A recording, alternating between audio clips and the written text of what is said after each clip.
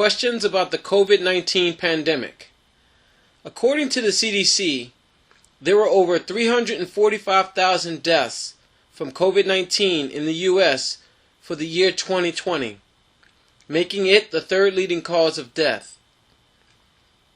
This talk will focus on questions that we may have all had up to this point in the pandemic. Questions that are not in the mainstream news media's constructed narrative. I will give background of some data and events that were happening before the pandemic began to unfold here in the United States. Before the COVID-19 pandemic, in the United States, according to a CNBC news article, an 8-year study by Johns Hopkins University School of Medicine showed that medical errors are the third leading cause of death in the U.S. behind heart disease and cancer. The study showing that about 251,000 deaths each year on average is due to medical errors, and other studies showing a range between 98,000 to 400,000 deaths per year. But the article states that the CDC does not count these deaths in their yearly official death counts due to medical coding and only using causes of death occurring from disease, morbid conditions, and injuries.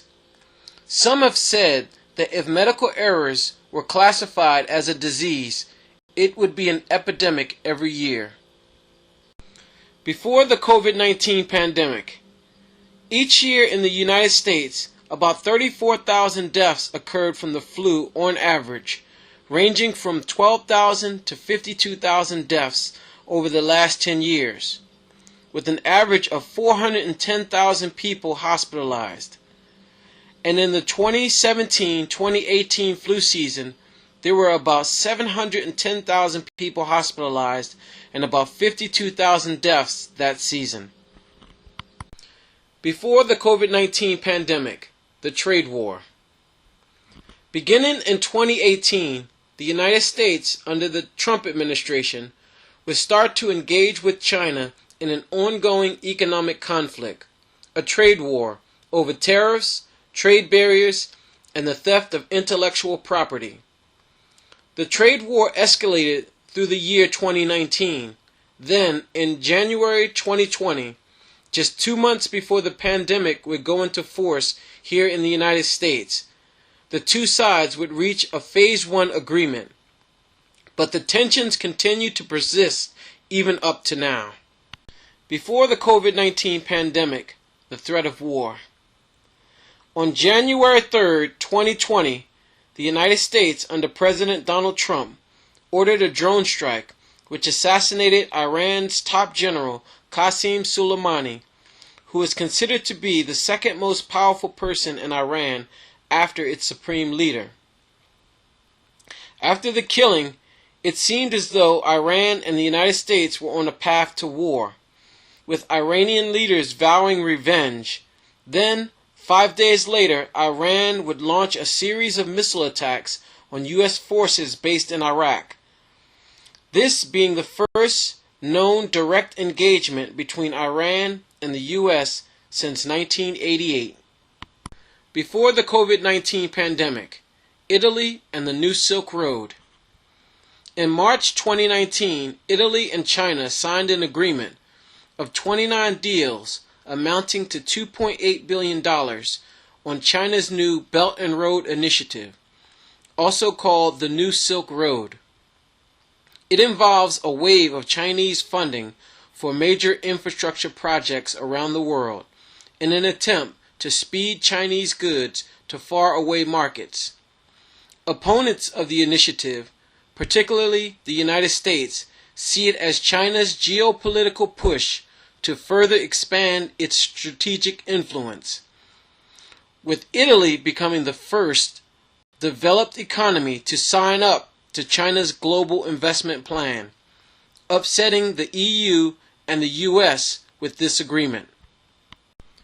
A global power struggle.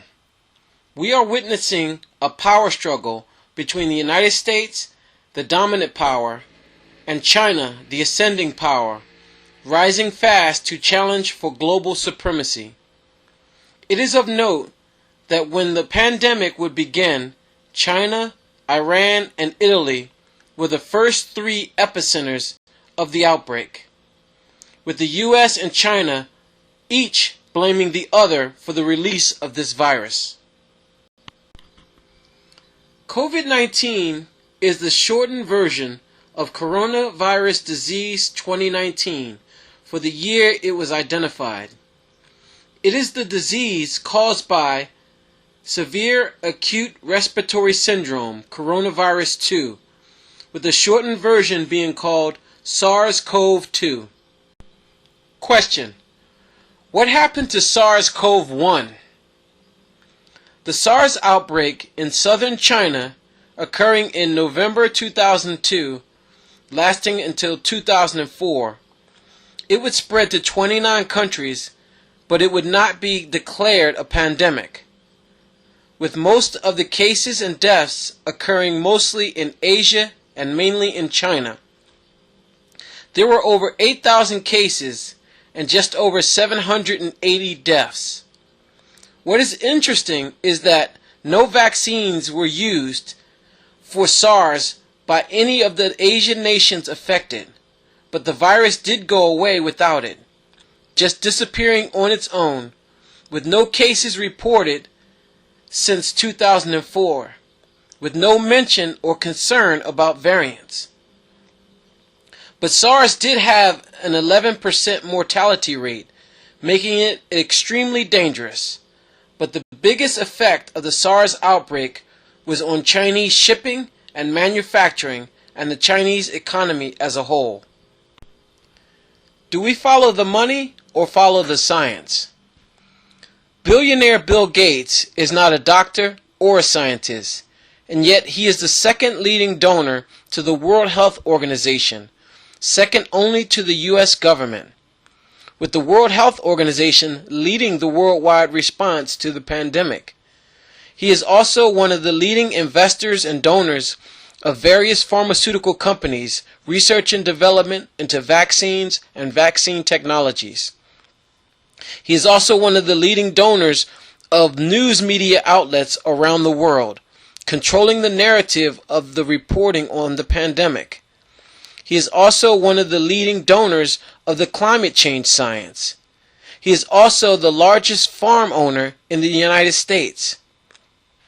He funded teams of scientists in an experiment to launch a dye into the atmosphere to block out the sun to help the global climate, but it was stopped. And to top it off, it was announced he will be funding his own nuclear power plant in Wyoming. And he is just one billionaire of many.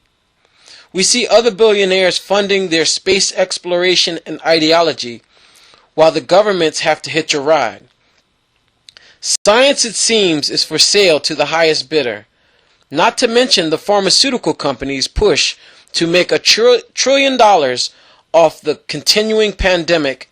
More variants, more money. What about mad scientists? When the pandemic began, a news anchor mentioned how scientists around the world are racing to develop a vaccine to save lives and end the pandemic. But I thought, what about the mad scientists, or scientists with evil intent against a certain race, ethnic group, economic or social class of people? Scientists are human like everyone else. The pandemic could be just the right cover for such an attack against a certain genetic group. In fact, Bill Gates mentioned on various news outlets that he is warning governments of the threat of bioterrorism and the potential death toll from such an attack, like the release of smallpox or some other contagious pathogen that could kill 30 million people or more. The origin of COVID-19, from a laboratory or from nature? When the pandemic began, the first sign that the narrative being pushed by the media was suspicious was that the virus was from nature and no debate or inquiry into other possibilities were allowed.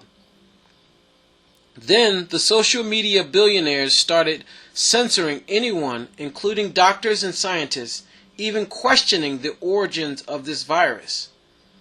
Even up to now, we may never know the true origin of this virus.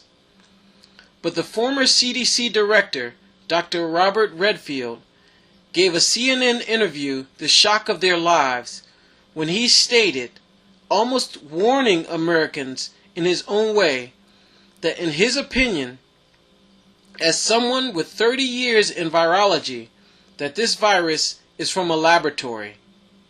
His statement restarted questioning into the lab leak theory, the main topic of censorship up to that point in the pandemic. Mandates. What's the difference? There are seatbelt mandates, helmet mandates, protective equipment mandates, and mask mandates all around us, in different businesses and job sites around the country. So what is the difference between these mandates and the vaccine mandate? The difference can be summed up in two words: invasive and non-invasive. Invasive, involving entry into the living body as by incision or by insertion of an instrument. We do not take seatbelts or helmets or goggles or even masks into our bodies to go to work to support ourselves or our families. They may be inconvenient and uncomfortable, but they are non-invasive means of protection and safety precautions.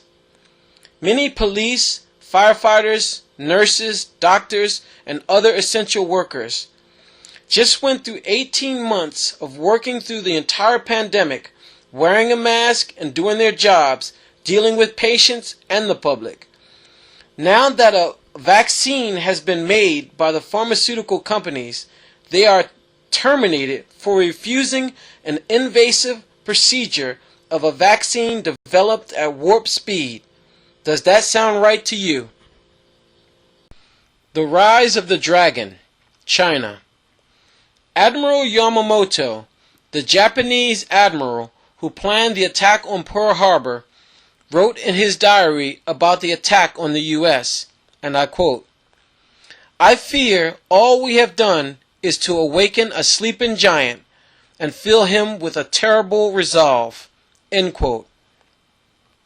The COVID-19 pandemic has had a similar effect on the rising Chinese communist power, awakening the Chinese dragon to the opportunity that this crisis may have on weakening its chief rival, the United States, and all of the Western democracies, giving China the chance to lead the world in its style of pandemic response. And so we have the Western democracies begin to use Chinese-style lockdowns, vaccine mandates, vaccine passports, and other repressive measures being used in parts of the U.S., the U.K., Germany, France, Italy, Spain, Australia, and now Austria, as well as many more. There is a quote by President John F. Kennedy saying, "The Chinese use two brushstrokes to write the word crisis. One brushstroke stands for danger, the other for opportunity. In a crisis, be aware of the danger, but recognize the opportunity." Thank you.